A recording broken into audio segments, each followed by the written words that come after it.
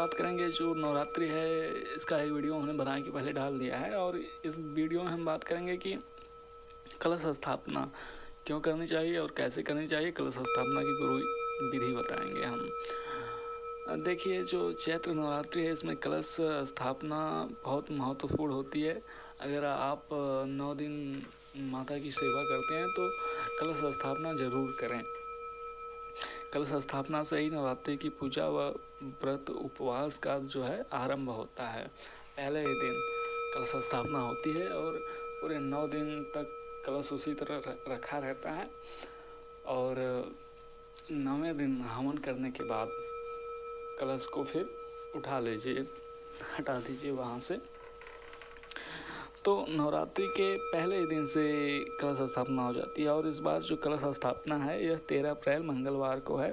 और जो कलश स्थापना का जो मुहूर्त है वो सुबह 5:28 से सुबह 10:14 के बीच, अर्थात 5:28 से 10:14 के बीच में कलश स्थापना आपको कर लेनी चाहिए। यही मुहूर्त है कलश स्थापना का इस बार चैत्र नवरात्रि में। 13 अप्रैल जो मंगलवार से शुरू हो रही है।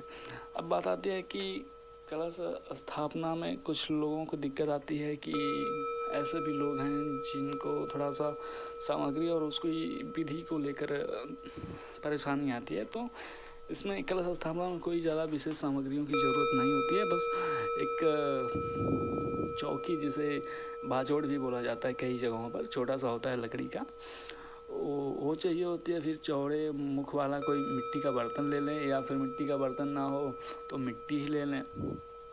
फिर मिट्टी का एक कलश ले लें, 7 प्रकार के अनाज ले लें, स्वच्छ मिट्टी ले लें, साफ़ सुथरी मिट्टी जो जहाँ गंदगी ना होती हो, जहाँ पे लोग मल मूत्र का त्याग ना करते हो, ऐसे जगह की मिट्टी ले लें।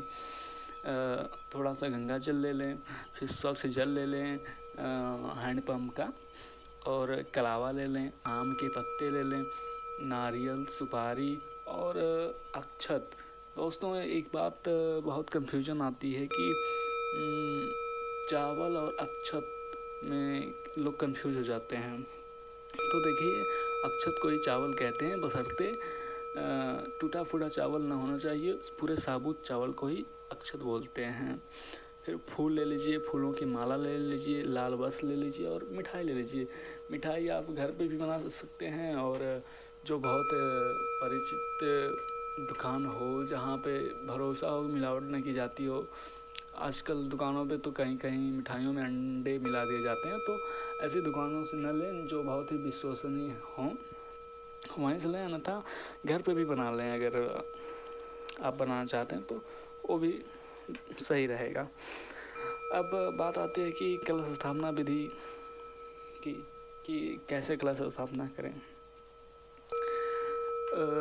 कलश स्थापना करने के लिए पहले तो इसमें ध्यान रखना चाहिए कि कलश स्थापना बहुत विधि पूर्वक करनी चाहिए। और पहली बात, और दूसरी बात कि जो कलश स्थापना का मुहूर्त है उसी मुहूर्त में इसको करनी चाहिए कलश स्थापना। तो इसके लिए सबसे पहले मिट्टी के चौड़े मुख वाले बर्तन में स्वच्छ मिट्टी भर लें। जो मिट्टी का चौड़ा मुख वाला कोई बर्तन आपने लिया है उसमें भर लें मिट्टी स्वच्छ। और अगर चौड़े मुख का मिट्टी का बर्तन आपको न मिला हो तो ज़मीन पे ही आप मिट्टी बिछा दें, स्वच्छ मिट्टी। और फिर उसमें माता का ध्यान करते हुए 7 प्रकार के अन्न जो आप लिए हैं उसको उसमें बो दें, उस मिट्टी में। इसके बाद उसी मिट्टी के ऊपर कलश स्थापना कर दें। कलश स्थापना करके उसमें गंगा जल डाल दें थोड़ा सा, और फिर स्वच्छ जल से उसे पूरा भर दें। फिर उसमें भरने के बाद कलश के ऊपर आम के पत्ते कलश में डाल के फिर ऊपर जो है कलावा बांध दें कलश में, और कपड़े में, लाल कपड़े में लपेट के नारियल रख दें कलश पे।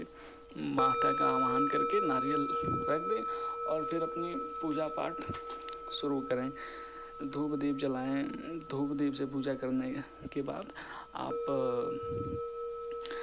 अपनी साधना, आराधना या जप शुरू कर सकते हैं। जो भी आप करते हैं, कोई सात्विक पाठ, कोई दुर्गा सप्तशती का पाठ करते हैं, तो जो भी आप करते हैं कलश स्थापना करने के बाद आप शुरू कर सकते हैं।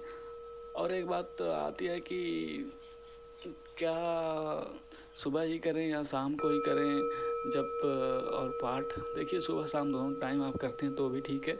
अगर आपको मौका मिल जाए तो आप दोपहर में भी कर लें, लेकिन हाँ सुबह शाम तो ज़रूर से करें, ज़रूर ही करें अनिवार्य रूप से। और मौका मिल जाता है तो दोपहर में भी कर लें, कोई दिक्कत नहीं है। तो ये थी जानकारी कलश स्थापना का मुहूर्त और कलश स्थापना की विधि को लेकर। जय श्री महाकाल, हर हर महादेव। धन्यवाद दोस्तों।